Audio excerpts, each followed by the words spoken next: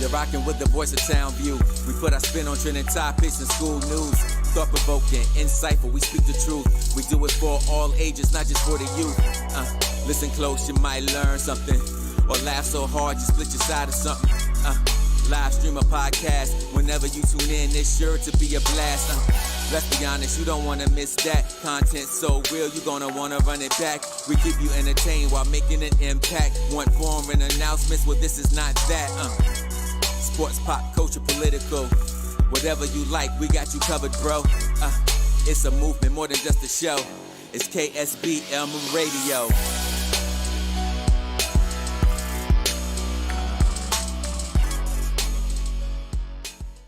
Come closer to the music. Broadcasting live from Marvin E. Robinson School of Business and Management, Dallas, Texas. My radio station. We are KSBM Radio, the voice of Townview. Hello, everyone. Welcome to KSBM Radio, the voice of Townview. I'm Cammie, and joining me today are my co-hosts, Jojo, Violet, and Chewy. Today we have a very special guest in our studio today. He's not just the master of roofing and construction, steering HatleyBrosII roofing and construction to great heights, but also a living legend in the cowboy world. It's our pleasure to introduce a man whose story embodies the spirit of the Wild West while building roofs and constructions that touch the sky and hearts of his customers. Saddle up and get ready for a journey with Mr. Kel Ron Hatley, owner of HatleyBrosII Roofing and Construction and a proud cowboy. Today, we'll dive into his incredible life, unique experiences, and the lessons he's learned. Without further ado, welcome Mr. Hatley. Is there anything you would like to say before we begin? Well, that was just a great introduction, so I don't really have much to say. I think you covered it all. I'm just happy to be here. Wait for the outro. All right, to start off, growing up in Dallas, which unique experiences do you believe had the most significant impact on shaping your perspective on life? Growing up in Dallas, I would say growing up with the kind of parents I had, very strong father, and who kind of taught me different aspects and showed me just different ways of life. That was probably one of the greatest attributions I can think, and I'm so glad that we was raised up in Oak Cliff. That's another major impact that I couldn't think of. I couldn't think of a better place to be raised up in. So when I went to middle school in Oak Cliff, and in middle school there was always like these cowboys that would ride, and they'd be just riding up on the street, you know, taking their kids to school. Was it like that when you were little? Like, did you ever see cowboys just going? Well, it's a little different because I guess to the average person who really does not grow up around the rodeo or cowboy industry, we don't really consider that cowboys. You know, that's just kind of people who have horses and just riding them on the streets, because work horses and performance horses, you don't ride them on the street like that because they have shoes on, and you don't want to take a chance of getting them hurt. People, screaming cars or loud noises. So most of the time, those are kind of what you call concrete cowboys. It's a different. Concrete cowboy is just kind of the person that just rides on the street. Hey, everybody, look at me, I'm on a horse, because they want that image, Mm-hmm. So it was, when I saw him, I was just like, come on, man. Yeah, cowboy. Right. So what about Oak Cliff specifically made you, or had a huge impact on you? It was because Oak Cliff had so many different durations of life, man. You can turn a corner right here, and it's worse as it get. Then you can turn over here, and it's rich as it get. And then there's a middle passage right there, where you can just get all areas of life. And I think that's the main thing in growing up with the youth today. It's either one way, you don't get the good, you don't get either good or bad. You don't get to be a part of all of it. You have to have that growing up to be able to see and be well diverse in the culture wherever you may end up at. So that was the greatest impact I got from Oak Cliff. So can you share a memorable moment from high school that played a crucial role in your personal growth, and what high school did you go to? I hate to, kind of in Barbershop, but this is the original high school. That's South Oak Cliff Golden Barrels, you know. So,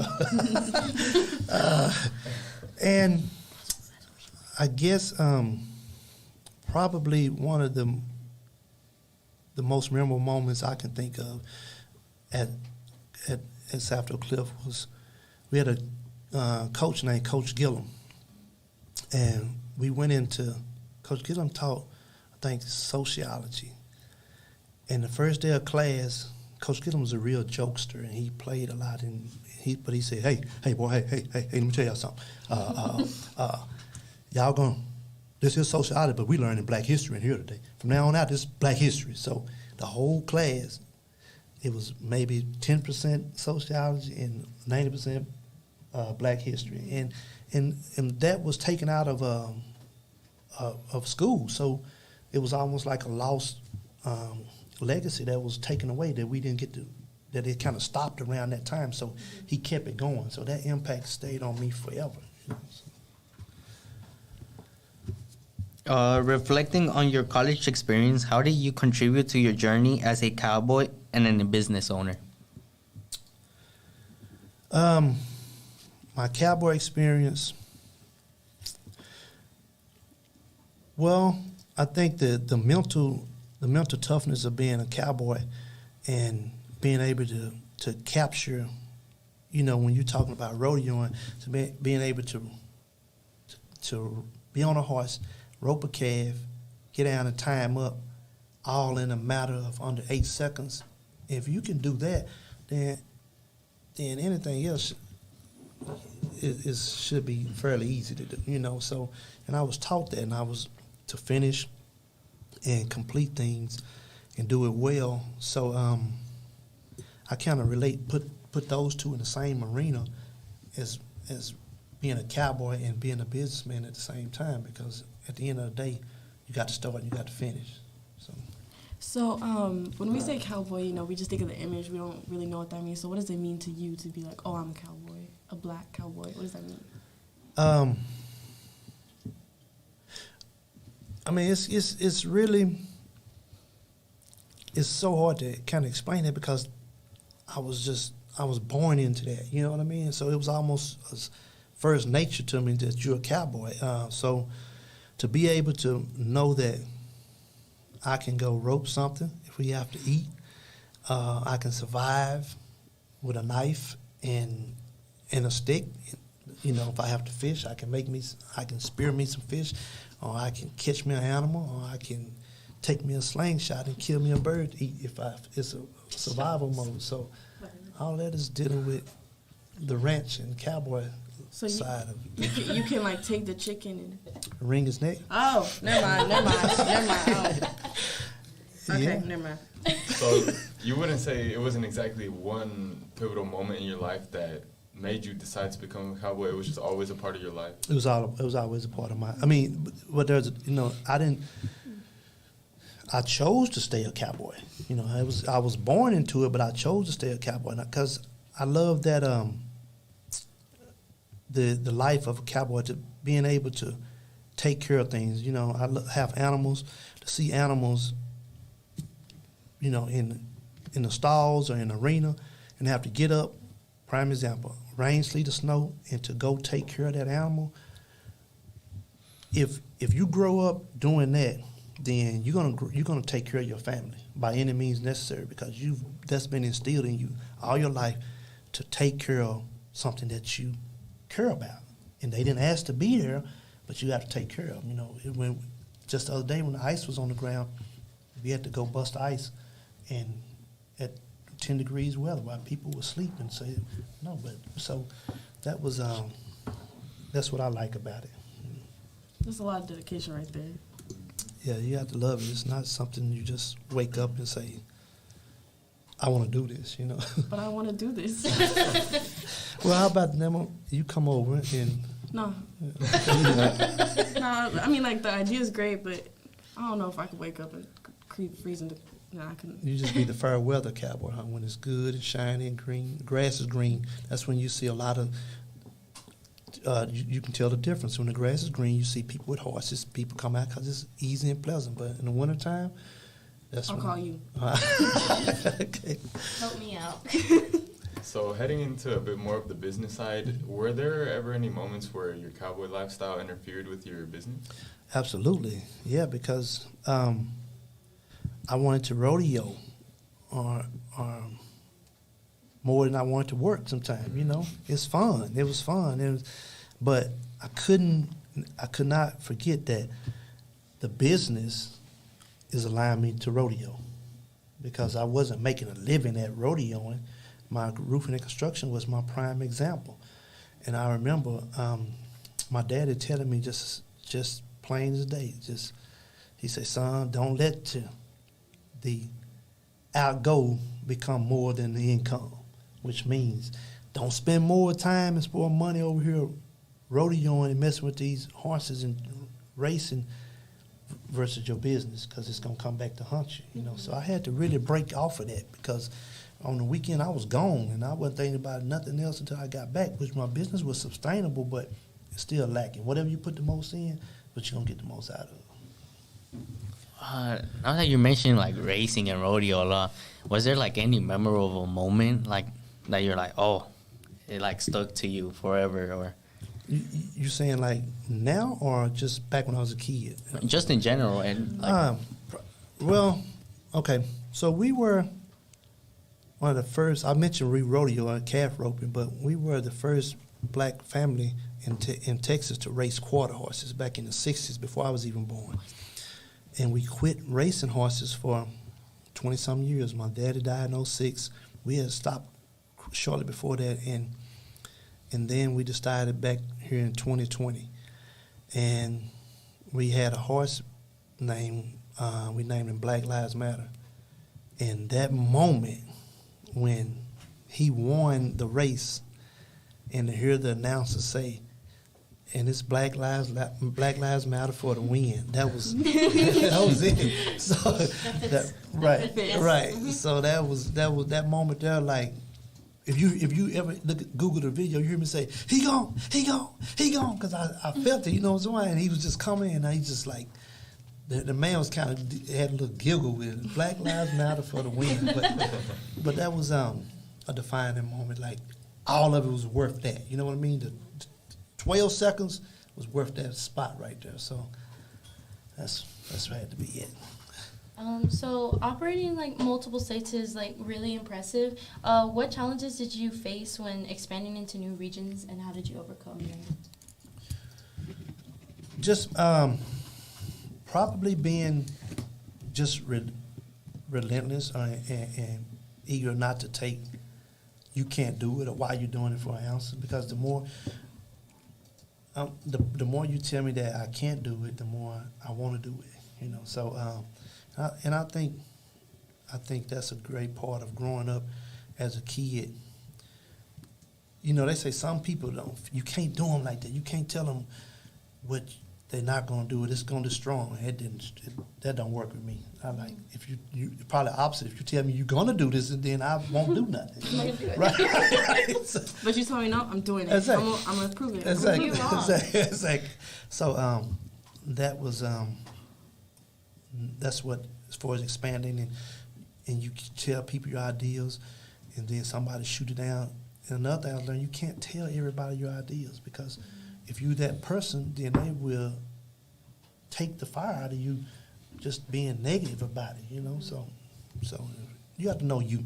If that don't bother you, then I'll tell somebody that because I want to hear them say it, you know, right? So, Like, give me more. right, give me some drive, right?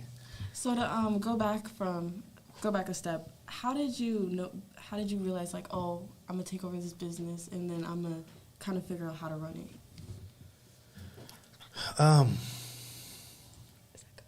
I guess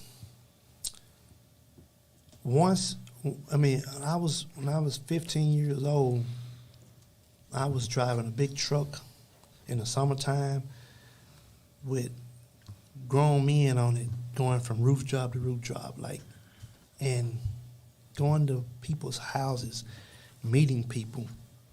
That gave me a passion for it, because I love to see people happy, you know, like the finished project, the finished production, like that was, inspire me. So I like to see the smile on somebody's face and being able to make them do something for them. Like this, just unbelievable, man. Like the feeling, the energy you get from that to help somebody and just see them happy. So Yeah, Miss Shimmer was talking about how she can't wait for her new roof. right.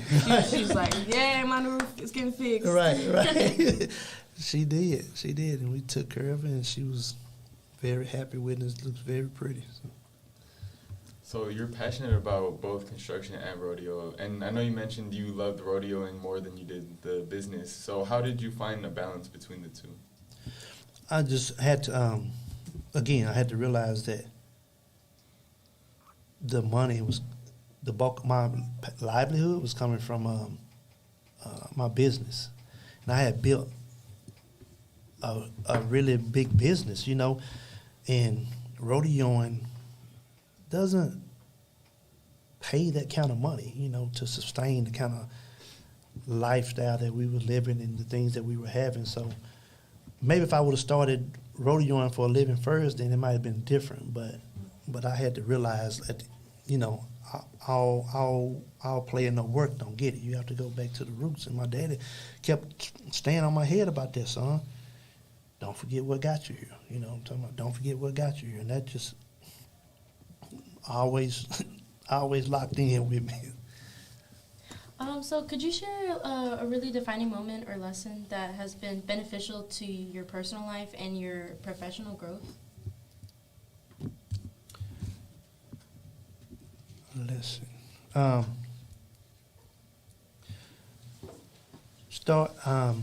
Listening. I mean, putting everything in God's hand and listening. The less you talk and the more you listen, the better off you are. Somebody that knows everything, you can forget it. They know everything. You understand? So keep your mouth closed and listen. And whatever you see somebody else doing, learn it. Pay attention to it, because you're gonna need it somewhere down in life. And you always be intelligent enough to know a little bit about something to fool somebody that you know it. You understand? Because it may be an opportunity for you somewhere. But don't be oblivious to just whatever. I'm not thinking about it. Look at it, learn it, ask a question about it. But the main thing I would think is just keeping your mouth closed and listen and doing what you say. If you say you're gonna do it, do it. Kind of sticking with that same idea. I know you mentioned your dad a few times today. Was there a big lesson that you learned from him that really stuck with you today? Yeah. I remember him. He used to say something, son, can't no man beat you unless you let him. You know, and that was in anything, in sports, in business, and be the best. He used to do his hand like that. He said, if I tell you a rooster dip snuff, you look on his wing for the box, because it's there. Do you understand what I'm saying? No. A rooster, you know what a rooster is, right? Yeah. A chicken. So you know a rooster does not dip snuff, right? You know he can't dip snuff. Like Dip snuff. dip, like tobacco, dip snuff. Like tobacco? Uh-huh. So you know a rooster does not dip snuff, right? Yeah. So he's saying, if I tell you that a rooster dips snuff, you look on this, right, okay. which means if I tell you something, you better believe it. I'm going to start telling y'all that. So yeah, just going the extra mile. Don't just, if somebody tell you to pick up the paper right there, don't just pick up the paper right there. If you see some more, pick some more up over there. You know, doing a little bit extra and giving back. That's probably the lesson. I seen my dad and mama give people unbelievable stuff, man. You know, the more you get, the more you give. And you want to give if you're that kind of person, because you can't take it with you. So that's what I think kind of was the defining point there. What sets Hatley Bros apart and makes it unique in the roofing and construction industry? Well, first of all, you have the guy that's the owner that actually did this work. I'm not just a salesman, you know. So a lot of these guys have roofing and construction business. they didn't do the work. They just salesmen. You don't hardly ever see the owner that's that involved in the process. So that's what I like. I like to be involved. I like to know what's going on and be able to tell my client this and that, because the average, when it comes to a roof or when it comes to any project, the average homeowner does not really know what's supposed to be besides Googling something, you know. And Google can't tell you everything. It's hands-on. So that's what we have. We have hands-on. We have the love and passion for this. It's not just something that, hey, boy, go get a job and put on a roof. No, we've built this from the ground up, and that passion is there. And I don't think nobody else has the passion and desire like what we give off at HatleyBrosII. So how has networking specifically contributed to your company, HatleyBrosII Roofing and Construction? Networking, well, I come from the old school. It was nothing like referring customer from another customer, you know. That's the old school way. Like if I do it for you and you tell somebody, like that is, and it's still probably number one, because it becomes, it's not just, you know, we want our customers to be a family. Like this is a friend forever, not just somebody you just see and, okay, Bob, how you doing? That's good. See you. Thank you. No, we want to come to the party, the barbecue, the event, the function, where you always feel that your buck has been very well spent, and it's definitely been given back in the community to wherever. Like for instance, every year we do a free roof for Mother's Day for a mother in the Oak Cliff area. So everybody proceeds that we do some work for, it's being utilized to a good cause, not just here and we live out in McKinney or somewhere and it's never, the dollar is spent somewhere else. We want our dollar to turn around in the community. So what are some strategies that you put to stay informed about industry trends and ensure the quality of services at your business, HatleyBrosII? Look, I mean, that's like I'm not too good in that area. So at the same time, I'm a firm believer when you're not good at something, you have to have a team of people that are good at it. So we have a team that deals with marketing, social media, and mailers and all that, because that's not my area. I'm just the old-fashioned, let me do the job. You just let them do it. Right. Yeah. Okay, so there's something that's I just been dying to know what it is, because like I don't know if it's cool. I've never seen it before. Sorry, it's not like a tattoo. Kim, what is that? Like, where'd you get it? The brand? Yeah. Okay, You gotta show Kim. these I have brands on my arms. So these brands are from the greatest fraternity in the world. It's Omega Psi Phi Fraternity Incorporated. So when you go to college, if you ever watching TV and you see somebody do like this, you ever seen that? No? You see? Okay, well, there are so many, it's from black schools, black fraternities that we're involved in. It is very networking adventure, and it's a sense of brotherhood that is very meaningful, and that's what it's for. When you go to college, you get the brotherhood and fellowship with people, and you learn that's your brother. I am my brother's keeper. And like I was telling the guy earlier, like Michael Jordan has these, Shaquille O'Neal, Dr. Charles Drew, Ronald McNair, just so many, Jesse Jackson, just so many great Omega men are part of my fraternity, and I can call them Steve Harvey, D.L. Hughley, just so many people. So that's what it's about. It's about networking, and when you're in college, it's about brotherhood, because it teaches you it's strength, and it's your brother if you need help, and your family away from school, and it teaches you manhood, scholarship, perseverance, and uplift. You know, those are some 4 cardinal principles that is part of this fraternity. So you would be in a sorority. You're a girl, lady. So, right. Just one more quick question. So is it, like, I know it's like a cow brand, but is it the exact same way that's how they put it on? Yeah. Dang. How much did it hurt? That's what I was thinking. That's all I was Because thinking. I've always seen like Von Miller and Yeah. people like that have them, so Yeah. I've always wondered like. How bad it hurt? It really don't really hurt that bad, man. Once the initial burn hit it, you know, like I told him, if you look at it instantly, you're gonna do this because you see fire coming to you, you know. But Yeah. you just look away from it and You're just like, think about something pleasant, right? And it'll be over with pretty fast, you know. But I would do it again, you know.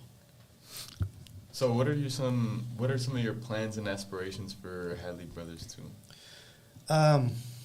We are growing to do a lot of, actually, we are affiliated with DISD now, so doing some of these school projects around here in the local area for Dallas Independent School District, and we want to grow where some of you guys can come and help us, and hopefully, and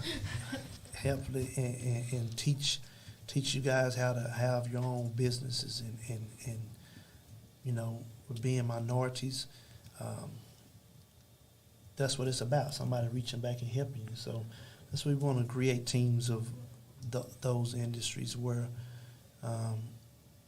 kids from high school, teaching them about business and let them come and be a part of what we have going on and make it grow, and they grow and they learn, and you can do the same thing for somebody else. You know. So do you ever feel like you would expand your business? Because I know you do roofing, construction, all that, but would you ever think like interior design? Because I know construction and interior design kind of goes along because you're doing it, you know? Yeah, we do. We do interior design. You do? Yeah, and actually we're looking for somebody else that kind of want to be in that area. Because can you do 3D imaging and stuff? Mm-hmm. Oh yeah, you perfect. So you might hit you a lick like that. And we opened up several different other businesses there. We have a content house. You know where you want to come take content. You know, different pictures like front of the green wall, the office look, the school look, the gym look. We have a content house that we've opened up, and we have also a cabin that's content house, and people can come stay overnight there that we've built on the ranch. So we've opened up quite a few businesses in the last 6 months. So, So kind of going back to like being like racing horses and being a cowboy, like reflecting on your family's racing tradition, how has being the first Black family to race Texas quarter horses influence your values? Well, I guess, like I said, growing up in a world where racism was such a factor, I mean, which not was, but still is, but I grew up in there, and I grew up seeing being the only Black family at a racetrack with people that didn't look like us and didn't want us there, and fighting. You know, I seen my daddy fight, like, and they tell him he's not gonna come back, and he tell him you must gonna close it down because if it's open up, I'm coming back. Like, where you get that from? You know, like how can you stand up in front of all these white people and say this and have enough gumption and mean it? You know. Mm-hmm. So, man, with seeing that, like I said, that was Superman. I mean, I'm telling you, I remember. I don't know. You guys probably don't know anything about Dracula, do you? No. What? Where y'all come from? Could you repeat it again? Dracula. The vampire. The vampire. Oh, Dracula. Oh. I thought you said Dracula. I was like, what? So you heard about Dracula? Yes. So Dracula, like, come in the house and, like, grab a man, like, hold him up out the wall like this, you know, stuff like that. Yeah. And we would be watching that and be like, Daddy, what you'll do if he come in there? He'd be like, I'll take him and sling him all around this way, and kick him all everywhere. And I'm like, God, like, this is Superman. Are you about that? Right. So seeing that and being around the drive that this man instilled was unbelievable. He didn't believe you could beat him doing nothing. If somebody else do it, you can do it. Mm-hmm. So And it was totally opposite. Mama was just sat there and just like, she just be doing that. Like, you know. She's just watching back. Right. So, but that's probably it. I had one question too. What exactly is? I had it right here. Oh no. Oh, to race quarter horses. What is it? Yeah. Well, okay, there's two types of race horse. Well, there's Arabians and there's, but thoroughbred is equivalent to somebody running a marathon for us people, like running around like a slow jog distance all the way around. Quarter horse is a sprinter. Just bing, it's over with. Straight down the track from 220 yards to 440 yards. It's just 3 or 4 breaths and it's done, you know. So it's the Olympic sprinters versus somebody running the 10,000 or 1,500 or something like that, you know. Thoroughbred race, the Kentucky Derby takes 2 minutes to do, and a quarter horse race is under 21 seconds. So it's a big difference. It's a fast horse. Yeah, fast sprint. Yeah, fast horse. Most of quarter horses are muscular and not as tall and lanky. They stronger built because it's just for a quick burst, you know. So I had a question about that. Whenever people go to see, like, they want to go watch that, do they, like, bet on these horses? Yeah, you bet big time. Big time. And some people, this is just what they do. They go to the tracks to bet on horses. This is where they make their living, just like going to casinos. Mm-hmm. And the bigger the odds are, the more you win. So if you got a fast horse, his first time, it's best if you can keep people from knowing how fast he is, really, you know. That way his odds is like 20 or 30 to 1. That means $30 for $1, it pays $30. Mm-hmm. Wow. Yeah. Not that I would know anything about that, but yeah. So, the question just slipped out my mind. So when you're working, right? Do you feel like your values are the same in both your business life and your, rodeo? Just lives to animals, period. Yes. Ranch, yes, it is the same. It's the same values because, again, what you put in is what you get out. You know, so you can't. I had this same conversation with my boys this morning about they didn't get up this morning and feed and water their horses. You know. He told me I can show you text messages talking about how is he gonna do that in the morning before you go to school. It's like, well, man, get up 15 minutes earlier. You know. Same way you take care of yourself. Exactly. Taking out the dogs. Exactly. So that is the argument I had with him this morning. Discussion. I told him that what you do after he plays baseball. Both of them play, and they big time athletes. I say. What you do off the field is what you do on the field. They don't separate. So what you do in the construction is what I do with the horses. It's the same concept. Do it right, and finish it. So, like you were talking about horses, like let's go back to that a little bit. How do you actively contribute to preserving and promoting the legacy of Black Cowboys within and outside of your family? I still stay competitive doing it, and not just competitive. You know, I win no matter what. When I step up in the building, everybody hands go up. Right.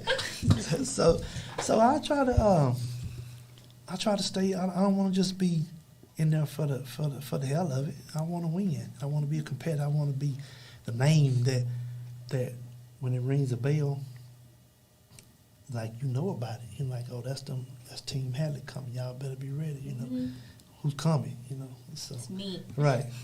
We have a new horse coming up that I really think the world of, and so I'm gonna have to make sure y'all have to follow me on Instagram and be able to watch him. And when we race up here, y'all can come. His name is 40 Acres and a Meter. 40 acres and a meter? No. Wait, what? The mirror. Like, I can't hardly say it. Oh, the mirror. Right. No. Wait, what? A mule. Right. Not the meter. It's say a mirror. She said a mule. Say everything wrong. And then she said mirror. So, oh, a mirror. Like she understood it. They critique me because I say a Is mule. is a mule a donkey? No, it's a we different just one. had that It's, discussion. okay. A mule is okay. bigger than a donkey. Right. We just learned that. Yeah, we just Right. My bad. I was- Donkey comes from them, mirror. from the funny. breeding of each one.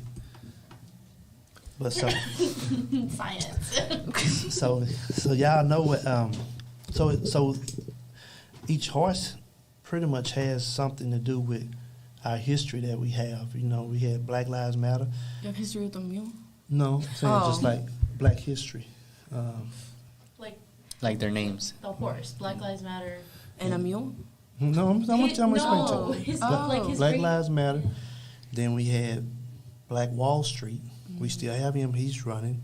Black Wall Street has not did as well as expected yet. And 40 acres and a mule. That's the last one we have. Do you know what that means? No. No. I wanna know. Well, do you know what Black Wall Street means? Yes. What? A Black Wall Street. Like, it's when they had the music. And, is that what that is? No. Oh, okay, this is bad. This is so bad. What is it? So Black Wall Street. See, this is another thing that they taking away Black history out of school. No, They I'm don't an wanna teach African it no more. American. Yeah, Black Wall Street is like Tulsa. Well, as a community, when it was segregated, when blacks couldn't do this, blacks couldn't do this, so blacks had their own doctors, their own schools, their own hospitals, their own business, a whole I did learn about that. right. And the United States government dropped bombs and killed all these black people and destroyed what they had. This was 100 years ago. It was, we just had the centennial year last year, 2 years ago, and then and it wasn't just in Oklahoma. There were several other places where the United States just dropped bombs and destroyed what we had, you know. And then 40 acres and a mule is what after slavery was abolished, they supposedly. That's what they promised. Right, there you go. Okay, this is starting to click. Right, There's no It's way. all connected. right. They promised each black family that because of how they was done so bad, that they was gonna give them 40 acres of land and a mule to make to farm off of, and it never happened. Still today, so that's why we big on keeping the history going, because they took it out of school, you know, and things like that. So you've mentioned you face like racism and things like that. What are some of the other challenges you face, and how have you overcome them? Other challenges is just making bad decisions. And you're gonna make them. Just can't be scared about making them. If you make them, overcome them, because everybody makes a mistake, you know. If you fall down, get back up. I know I'm gonna make some today. I made some yesterday, but I can't quit, you know. So that's probably some of the biggest. I mean, some of the worst things I could think of besides racism is you know, you don't get the breaks, you don't get to get opportunities, and they say minority participation, which I think is a joke, you know, because minority participation shouldn't be just because you marry someone from a different country that's a woman, you get minority participation. No, it should be where we get the equal amount of work as anybody else can get, you know. So how do you like, this is for both your business and being a cowboy, how do you maintain the positivity and like the resilience when facing the challenges that come at both of them?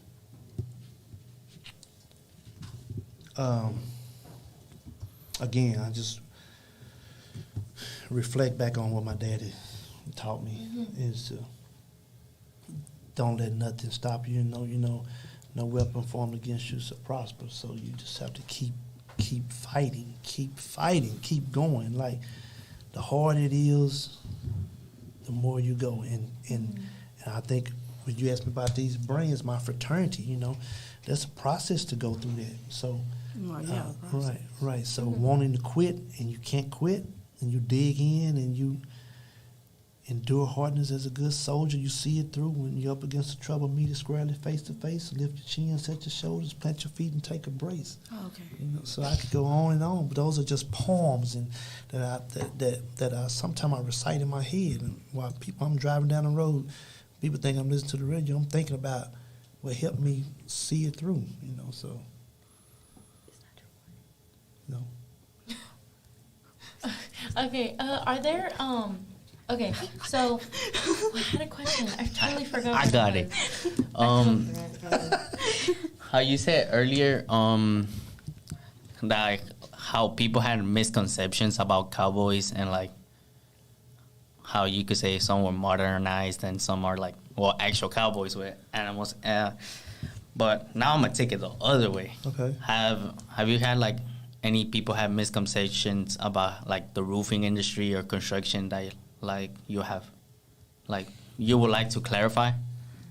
Yeah, just like as far as different things, if people don't have, I mean, most of the time a chuck in a truck is just the guy riding around in the truck doing the work. Well, I haven't really seen somebody that could do that and take care of business at the same time, like to a high level. You know what I mean? Because it's, I mean, man, if somebody don't have insurance on their company,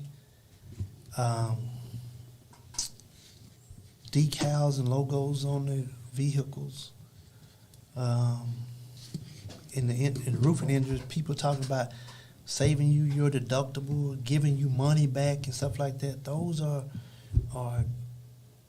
the same kind of things you look at and wonder, how real is this company, you know, because I'm already seeing ways they maneuvering around not to be out there, because it's tough to have insurance, employees, advertisement, Good all quality. that. Yeah, Good vehicles, quality. If you look at somebody's truck, it's just coming up, boom, boom, boom, boom, bow. Like when you pull up to your driveway, it's all pan, all dragging off and nothing. Then most of the time, work is gonna look like that. You know what I'm saying? So it don't have to be a brand new truck by far, no, but just Drive. you're taking care of it. You know what I mean? Backfires. Right. Oh, so, what Chewy asked about the misconceptions about roofing and the construction industry, what are some misconceptions that people make about Black Cowboys, and what are some like you would like to clarify? Well, first, Black Cowboy was the first cowboy.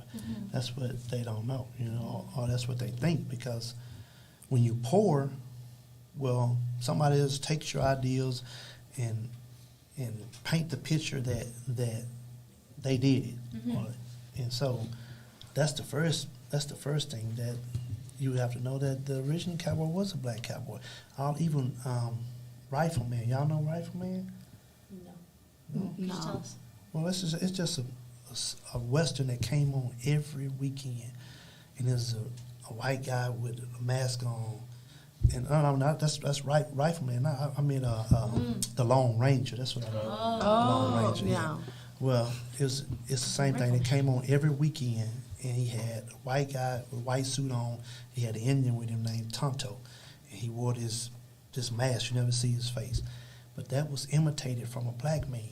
But they, I know what you're talking about. Because there's also another show that has the actual. It's kind of like the same thing, but it's Right. a black. Yeah. Right. So all that was taken from Black Cowboys and utilized, and just totally destroyed the image. You know. So now it's like many years later, you see cowboys, and then at the rodeos, well, they wouldn't let. Okay, I'm gonna tell you this right quick. So, in the rodeo industry, there's a performance. Everybody ropes in the performance while the crowd is there. the crowd, where all the music and all people do. Well, they wouldn't let Black Cowboys do that. They had to rope after the rodeo, where nobody could see them if they wanted to compete. And it would be cheated on the watch and things like that. But this is why you thought it wasn't, when people went to the rodeo, they thought it wasn't Black Cowboys because they wouldn't let them rope, or they wouldn't let them perform in the performance. Had to do it after when everybody's going home. So if you could change one thing about the perception of Black Cowboys, what would it be? That, I mean, of course, we were the first, and just give us opportunity. Give the same equal opportunity and watch what happens. You know, the calf roping champion, Fred Whitfield, a personal friend of mine, he was a 10-time world champion calf rope.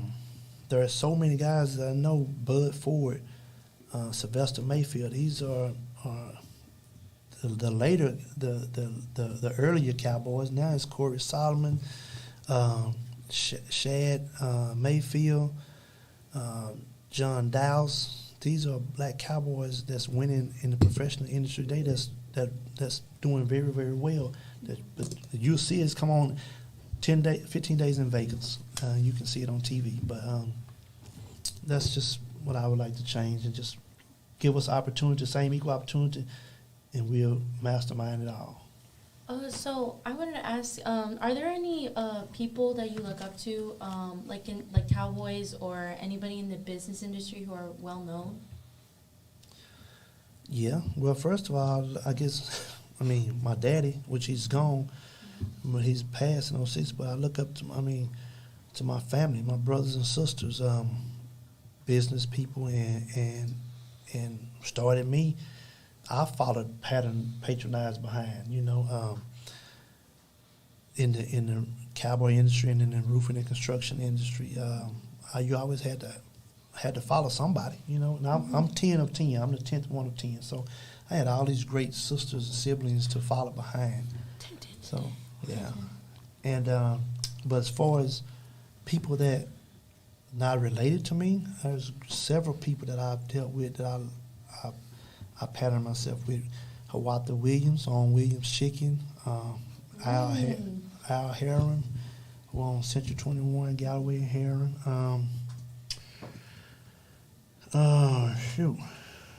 Those are some great men that I've seen that was older than me, that I watched too, that I've dealt with. So.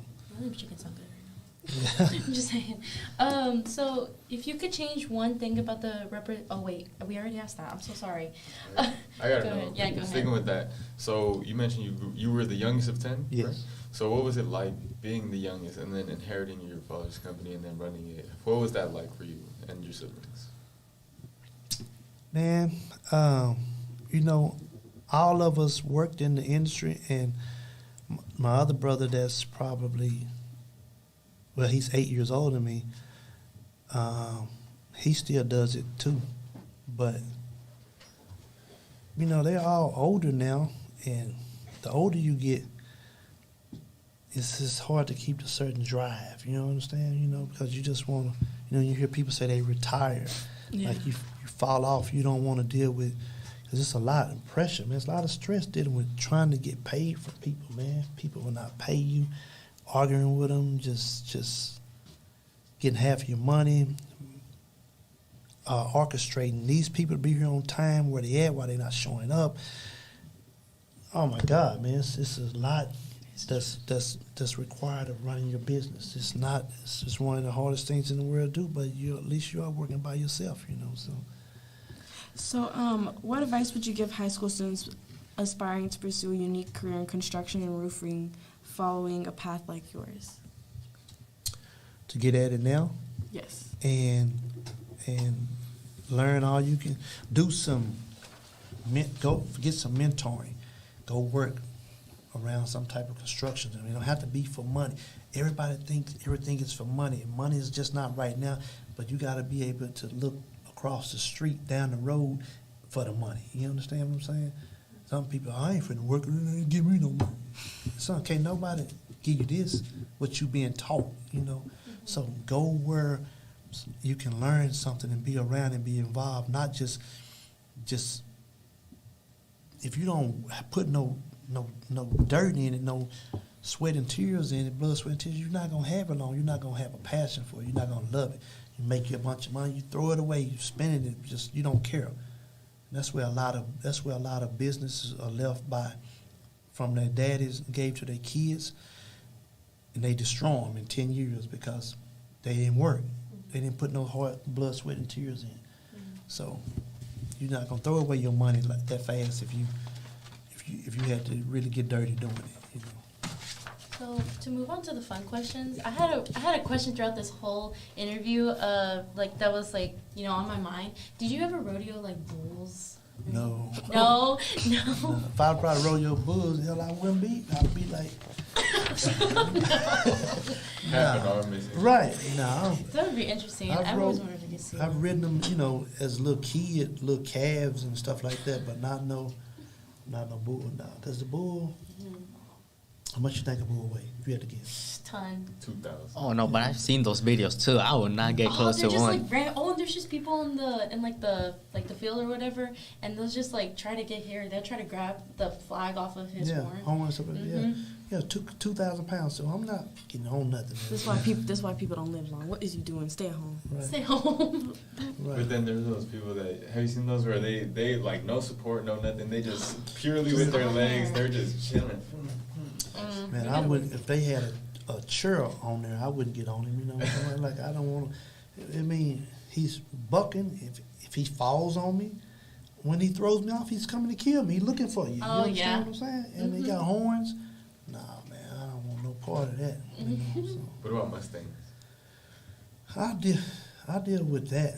I mean, I can show you a video of a horse bucking that was probably on my social media page that we tamed, Actually, the racehorse I'm talking about, it's on there, and it went viral all over the world. So he was bucking, and that's what you just say. Oh, he a Mustang when he bucks and do like that. But a Mustang generally is just in the wild, and you have to. It's a lot to break a Mustang. A real Mustang takes a lot of time because he's wild, So I get on a Mustang way before I deal with a bull. And so normally when you're rodeoing, where exactly is it? Is it in Fort Worth or in the stockyards or? I used to go to probably 100 rodeos a year, man. Yeah, all around the world, man. California, Canada, Drake, just Oklahoma, Louisiana, Houston, Arkansas, just everywhere in the United States, but. Now, since my boys has gotten older and they really into sports and training, they train just relentlessly, taking them here, doing this, doing that, it took a lot of time away, and we started back racing racehorses. And racehorses was my number one passion over rodeo. I loved racing first. So I done got back hot on that. So I'm zoned in, You mentioned you've been all over the States. Have you ever gone international with it? No, they don't want to do it international. Unless Brazil. Now, if I went to Brazil, I probably wouldn't come back. But a lot of Brazilians come over here and do it. But that's really about the only place that does rodeo that I know about. So it's not prevalent like that in different parts of the world. So you talked about how you had to tame a Mustang. Are there what region or where are wild horses at? Up around Wyoming, South Dakota, and stuff like that. Oh, wow, they're just roaming free. Roaming free. Jesus. Yeah. Matter of fact, up in New Mexico, it's just they just walk around people's yard and just teams of wild horses, but. They have fur all over them, and they hairy because of the climate, But, yeah, that's up north. That's where a lot of them are. I can see a horse right in my front yard just staring at me like that. So do y'all got to break them over there and wherever they're from and then bring them back? Or do y'all bring them back first? No, like the race horses, that you buy them as what you call yearlings, and all they know how to do is pretty much lead. You lead them like a dog. And you have to break him when you get there. It's a process. I mean, you're looking at anywhere 4 to 6 month process on teaching them how to ride, teaching them how to handle, having them not scared of everything, teaching them how to run. It's a huge process. So if Hatley Brothers to Roofing and Construction had a theme song, what would it be and why? Think hard.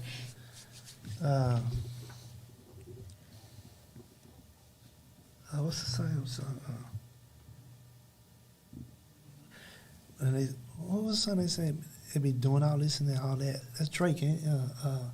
We be doing all this and all that. Wait. Oh, I think I know what you're talking You know what I'm about. talking about? No. What's the name of it? I'm terrible with lyrics. Hold on, I gotta. What's the name of it? Yeah, Lil Durk. Nah, I love Drake. You can't be playing with me. I don't even know the song. Is it? I could see the album cover Right. in my eyes, but I don't know the name of it. Wow. The song This from generation. It's a song for Spirit. Have you seen Spirit? It's a Disney movie. It's about horses. Really? They actually break the. Is it? I don't know. Break. Well, no, they break the horse. Oh no, he actually doesn't break the whole time, and then he like frees all the horses. But yeah.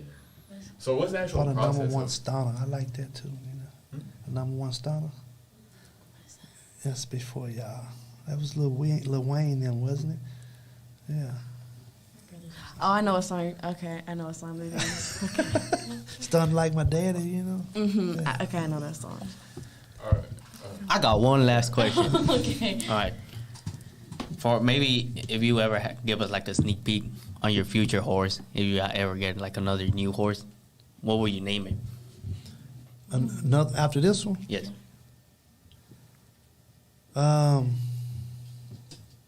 Lil Wayne. Well, I hate to say it because I don't want nobody to steal my name. You understand? Oh, you're right. Right. So We'll have to wait. you have to wait. You got to She'll stay tell us after. after these messages. Hey, we got a bleep right button. back. Someone bleep it. You can say it and we'll bleep it. Right. Keep pressing it. All right. Well, thank you so much for joining us today, Mr. Hatley. We are extremely grateful for you being here and joining us today and sharing your insights and incredible journey as a Black Cowboy and business owner of Hatley Brothers Roofing and Construction. Your stories have been both inspiring and enlightening. So anytime you want to come back, just let us know and we'll make it happen. You've been a great guest, and you can find Mr. Hatley's social medias down below on the screen, as well as our social medias. Follow us on Instagram, Facebook, all that. So. And to our listeners, stay tuned for more exciting people and inspiring guests. Until next time, keep exploring, creating, and keeping creativity alive. Bye, guys. Thank you. Bye. There's no, I practiced that.